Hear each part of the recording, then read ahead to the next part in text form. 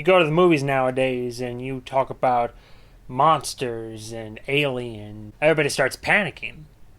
But then you say shark, and nobody gets excited anymore. Nobody's scared of sharks that much anymore. I don't think.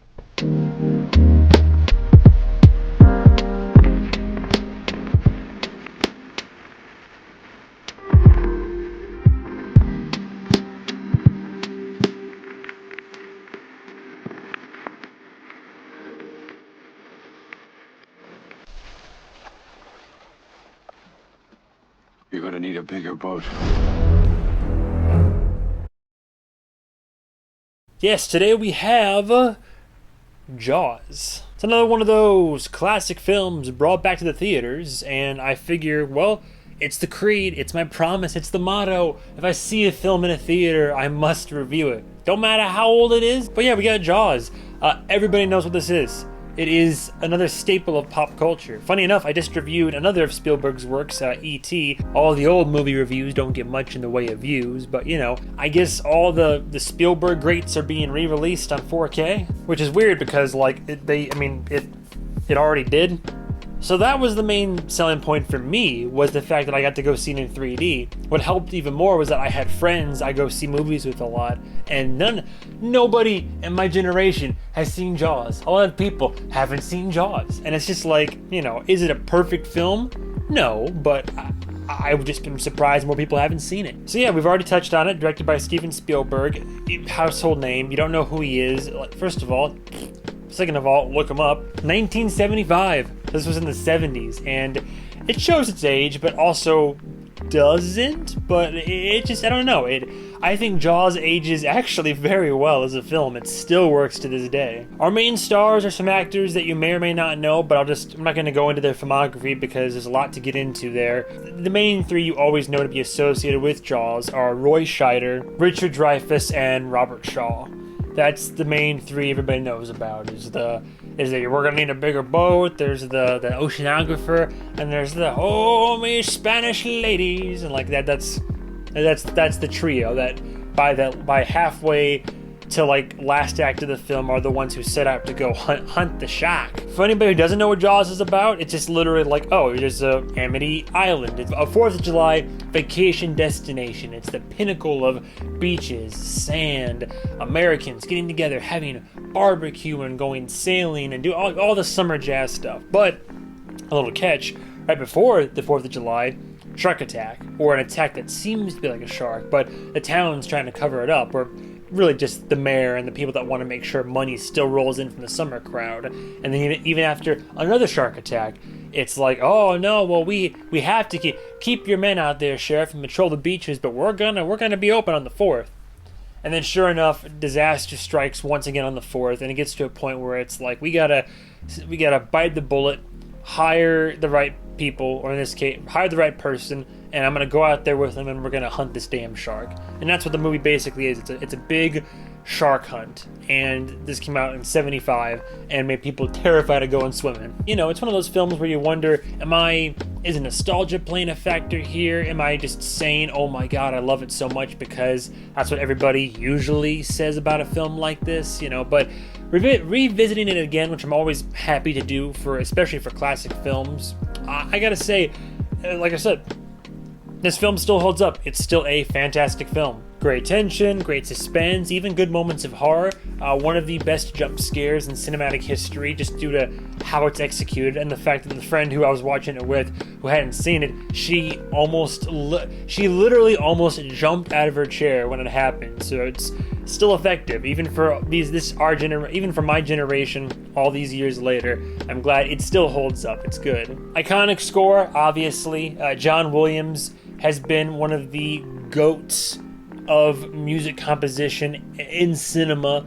All the greats, especially when it comes to working with Spielberg. Iconic soundtracks, you hear it, you know it. I mean, everybody knows the da-dun. Actors are all great, no complaints, whether it's a main or a side. I mean, sure, maybe some like the kids and the like background adults kind of are a bit weird or stiff here or there, but our main core cast is what matters. And no, I mean, for what this movie is, they all do a great job of playing their characters and bringing that emotion. It's good. And of course, what you know to always be a winning point for me, Practical effects, practical effects. For as janky as that damn shark was, the fact that the shark is practically built and everything that happens in this film happens practically in a shot as such, it's just that's what helps make it feel real, especially in 75. This shit was terrifying people. And to this day, it's still pretty scary. Or at the very least, it's still got a couple scenes where you're just like, oh god, that's a rough way to go. The only complaints I ever have had about this film, and watching this again for a new perspective to refresh the memory once more, Spielberg had a similar theme going with a lot of his original, like, older films, just like an E.T. with the mother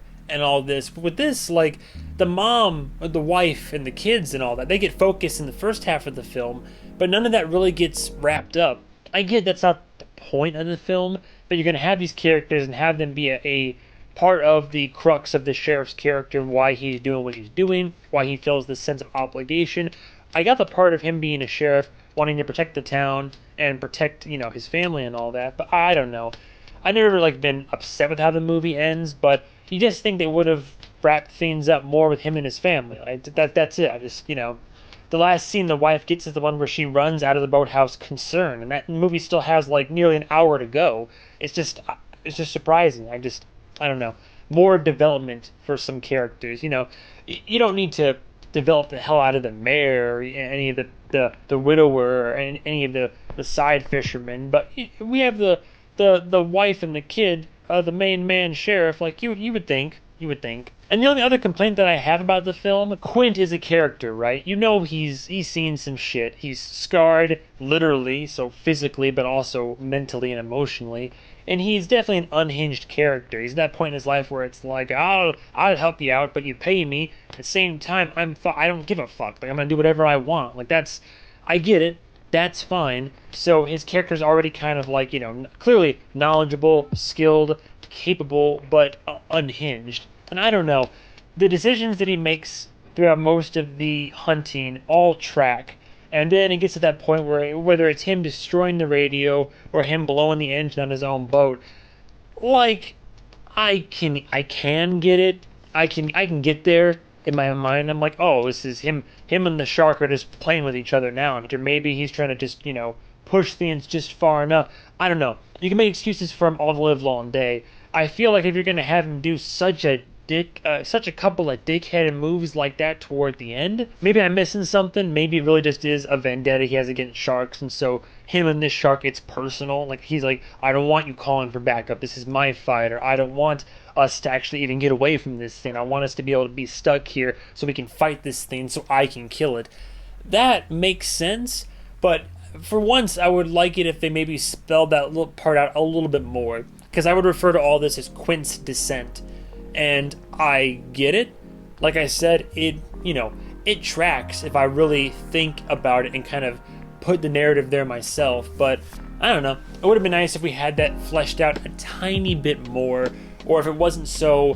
These decisions seem very sudden and seem a little bit out of character, in my opinion. Again, I get that's kind of what his character has been like, but not to that extreme up until that point. So, like I said, I can understand it, but could have used a little bit more fleshing out. But honestly, that's all I have to say. I mean, everything else makes sense. The pacing is good. I like the progression of the film, the story of how it goes from, the beach incidents to finally deciding to hire Quint, to going out. And the best part of the film for me is 100% the back half. The first half's good and is a good setup for it, but it's that going out there, these three characters have similarities but are also just so different, and they're going out there to go hunt this great white mammoth of a shark. As always with Spielberg in his shots, there's some really well done shots, creative shots, iconic stuff. The fact that it's one of the few films out there to catch in multiple shots a shooting star on film in 1975, that's crazy. And they was able to make it into the final cut and it looked like it was composed on purpose.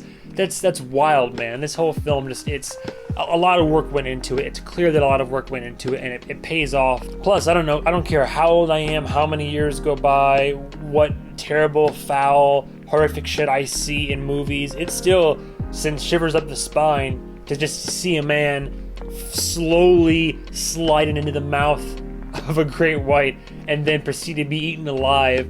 on screen with no music or anything backing it up. Just the sounds of struggle, fear, panic, the crunching, just that whole, oh my god, like that's still, it's rough, man. It's rough, but it's all done practically. It's hard to get like sheer terror and horror like that on screen, but like, you know, Jaws solidified that right up there in the old noodle, so good job there. It's not perfect. There are some things that I personally would have preferred to be expanded upon, to be different, but overall we're close to perfect. So for those reasons and many more, honestly, I would give Jaws in 1975 a high 4 out of 5. High 4 out of 5 for old Jaws. And yes, for anybody who's curious, I don't think I mentioned it, seeing it in 3D was cool. As I was watching the film, it's that effect you get if you were looking through a picture book or something, like a pop-up picture book. Everything kind of had layers to it, like you're watching a play that has those separate layers of cardboard for different parts of the scene. It was weird. I liked it. I thought it made the experience a bit more unique and enjoyable. So yeah, if you get a chance to see it in 3D somehow, definitely go check it out. And stay tuned for the next episode of whatever movie I review. Goodbye, travelers.